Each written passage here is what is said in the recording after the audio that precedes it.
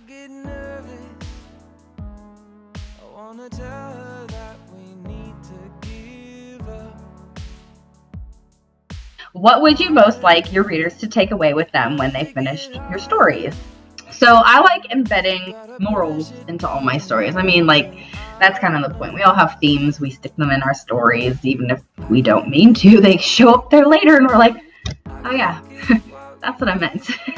But I really like putting things in there that are going to help people grow from what I've written. I mean, sure, we've not all of us, but sometimes we've written that PWP where it's just like, all right, let's just have a smutty story, whatever, let's go with it. I mean, I participated in Hermione's Smut Fest, but bloody hell! Even then, some of my stories ended up having morals in them anyways. But I like for my readers to grow from what they've read. I want them to learn something about the world or themselves that they can take away.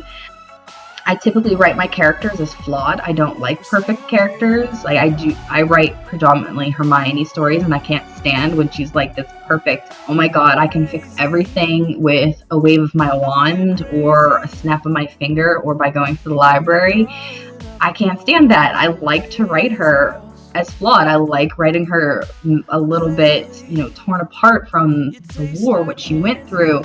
Heartbroken, and she's trying to get over it. And I mean, I write raw, real stories that people tend to go through in their lives, and so that's kind of what I want my readers to take away from it. You can be flawed and imperfect, but you can still grow and be a beautiful person inside and find happiness in the end, because you gotta, like they say, kiss a lot of frogs before you find Prince or Princess Charming and whatnot. That's what I want my writers or my readers to take away from my writing. Just, that you can be yourself and still be wonderful. I think I got away from that a little bit because I have a lot of feelings on that, but I don't really want to talk about it too much because it might seem a little odd to you, but it's okay. What am I working on next? All right, so I have so many plans. Like, it's so horrible. Like, if you're in my personal Facebook group, I have an upcoming works album where I have a Loki Regulus crossover, a Kylo Ren Hermione crossover, a Hermione and Ron story. I have a lot of things, but I guess what I'm working on next is finishing Empire, really.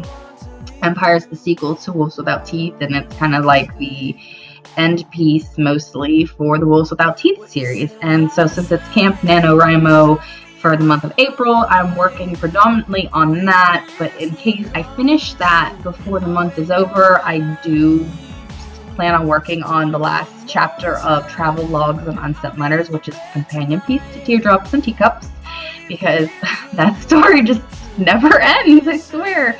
I mean, there is an entire another story that goes with the TNT series, and that'll be coming out sometime this year too.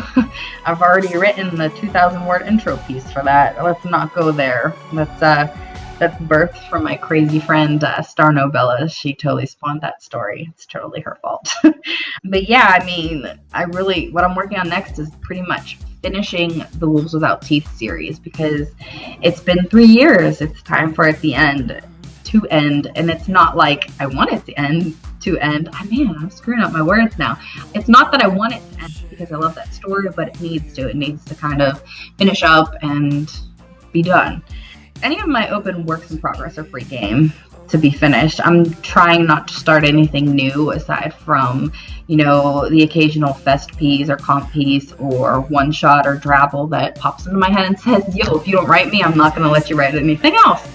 So that's what happened. What are my aims, ambitions, and driving forces for writing? What would you really like to achieve with it? So I guess I broke this down when I was doing my pre-write for this, because that's what I do. I pre-write everything except for fan fiction. I just go head first. My aim is to make people happy through my words or allow them to escape for a little while, just like I do, because writing is my escape. That's where I go when I'm having, a tough day, or I just need to get out of my brain for a while. I just take it, stick it on the page, and I hope, that's where you go too. An ambition is that once my life settles down, I'd love to write an original novel. I have a plan in mind, actually, as crazy as that might seem or not. It's just finding the time and energy to do the research that's involved with it, because in order to write that piece, I have to do a lot of research, and I just don't have time for that right now. My life, like I said, in the past year or so, has taken a crazy turn, and I just totally knocked the screen when I was trying to grab that. But yeah, I just don't have the time right now, but someday it's going to happen. I know it will. I definitely have the ambition to do it. My driving force is that writing keeps me sane. If I'm not writing, I get a little cranky. Happy people just don't shoot their husbands. It's like the words get stopped up in my head, and I just want to write, and I get it out. That's my driving force. Get the words on the page, feel better, because that's how I treat my anxiety. And if I'm feeling depressed, I get the words on the page, and I can see it retrospective kind of aspect, and Lexi, please don't bark, and then I feel better. So what would you really like to achieve with, I guess, my writing? I would like to achieve self-satisfaction, really. I'd like to feel like I've made a difference, not only in my own life, but in other people's lives with my words. I feel like some of the reviews and comments I've had, I've made that impact on people, and it really makes my day. I'm glad that I can touch people with my words. But I understand that's not for everybody, and some people get mad, but it is what it is, and I enjoy doing what I do. Any words of encouragement to others, to other writers rather? Never give up. Seriously, if you're writing a story and you get to a part and you're like, oh my god, this is horrible, what was I thinking? Take a step back, write something else, go for a walk, take a nap. That's what I do. And then come back to it in an hour, a day, a week, a month. It doesn't matter. Maybe even a year. Whatever it means, whatever you do, just don't give up on your writing. Seriously. You can't be that bad. Everybody can grow. I used to be a horrible writer, but I'm pretty good now. I don't know. I like to think so. And write every day. Write a little bit. Write a sentence. Write 9 words, 90 words, 9,000 words. It doesn't matter. Just make sure you're writing a little bit every day. I don't always take my advice on that, but every word counts. Write from your heart. That's my advice to you. Write from your heart. Write from your own life experiences. Anything you can. Just don't give up. If I have any original works, could you tell us about what you're working on? I don't have any, so I'm sorry I can't tell you about them. I can just tell you that someday I will have something to share. It's just nowhere near. It's just what it is. What is the best advice you've received about writing? I don't remember who told me this. It was a long time ago. It might have been a family member or a teacher. I'm not sure. But it was write for yourself first and foremost. And that's what I try to do. I write for me. And then if I feel like it's good enough, I'll share it with everybody else and see what they think. But seriously, write for yourself. Don't let people pressure you into what you should or should not be writing. Of course, unless you sign up for a comp or a fest and it's like, hey, you got to write this. That's a little bit different, but you're walking into that situation knowingly. But if you're just writing a story because you wanted to write it, write what you want to read. Write for you. Because if you don't want to read that story, somebody else is not going to read that story. It comes across in your writing. There's always going to be those people who have something hurtful or hateful to say about, what you write and what you love, but don't let that get to you. Just write what you want to write for you and let it out there. And the people who matter will give you the good feedback. The people who don't matter are the ones that send you the hate. And don't let it get to you. I took down that story because of all the hate it was receiving. And, I could have gone back and edited it and put it back out there. But, I'm not going to do that, mostly because I don't write for the Hermione pairing so much anymore. And because I've seen that story done about 1 million times since then in various different ways that were probably better than what I could have come up with at that time in my life. But at the time, I wrote it because I wanted to read it. And it felt good. And I'm still proud of that story. It was the first story I wrote, and I think if I remember correctly, it was like 30,000 words, and that was a lot considering, you know, I wrote it back in like 2002 to 2003. So I wrote it because I wanted to read it.